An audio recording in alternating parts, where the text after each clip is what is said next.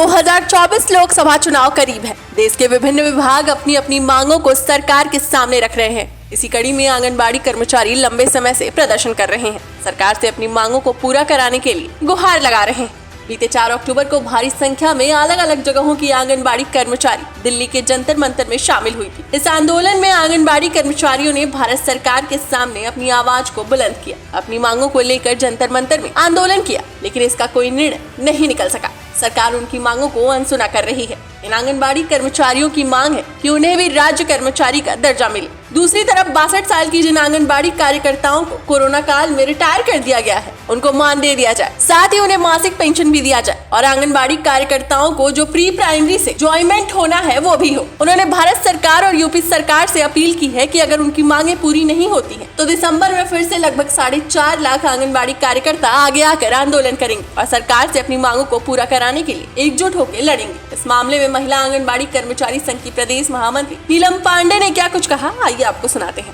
महिला आंगनबाड़ी कर्मचारी संघ की प्रदेश महामंत्री नीलम पांडे। ये मैं कहना चाह रही हूँ कि जो हमारा आंदोलन अभी 4 अक्टूबर को दिल्ली में धरना प्रदर्शन हुआ, जंतर मंतर पे विशाल धरना था और हमारी बहुत संख्या थी। उन बहनों की मांगों को लेकर के हम अपनी आवाज को बुलंद करके अपनी बहनों के संग जंतर मंतर में जो आंदोलन किए, मेरा आंदोलन सफल हुआ। लेकिन जो मैंने मांगों को रखा अपने, और जो हमारा अधिकार है, जो हमारी बहनों के मांग मिलने चाहिए, जो उनके अधिकार पाने चाहिए, वो हम लोगों की बातों को सरकार अनसुनी कर रहा है। भारत सरकार से हमने अपनी आवाज को बुलंद किया और अपनी मांगों को लेकर के जंतर मंतर में आंदोलन किया, लेकिन उसका कोई निर्णय नहीं निकला।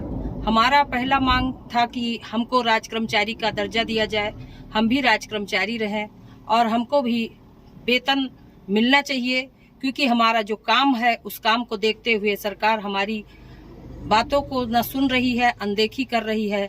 लेकिन पहला मांग हमारा राज कर्मचारी का दर्जा, दूसरा मांग हमारा ग्रेजुएटी पेंशन का, जो हमारी 62 साल की आंगनबाड़ी बहनें रिटायर हो गई हैं और रिटायर होकर के वो कोरोना काल में उनको महामारी की बीमारी जब चली थी, इतने बड़े कोरोना काल में उनको बेघर कर दिया गया, उनको रिटायर कर दिया गया, न उनको सैलरी दिया गया, न उनको पैसा मिला।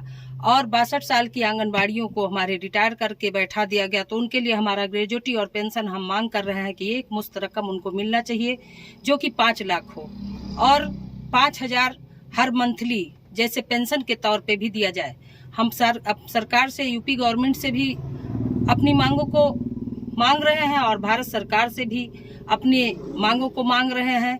हमको केंद्र गवर्नमेंट की सरकार से भी अपनी आवाज़ों को बुलंद करना है और यूपी की गवर्नमेंट से हम अपनी आवाज़ों को बुलंद करके अपनी मांगों को रख करके उनको अपनी बहनों के अधिकार को दिलाना चाहते हैं। इसलिए हमारा निर्णय ये हो रहा है कि हम अगला निर्णय ये लेना चाह रहे हैं कि हो सकता है कि दिसंबर में हम आंदोलन करना चाहेंगे, लेकिन अभी मैं कोई तारीख डेट नहीं देना चाह रही हूँ। लेकिन दिसंबर में मेरा फिर आंदोलन होगा और सारी बहनें हमारे साथ होंगी।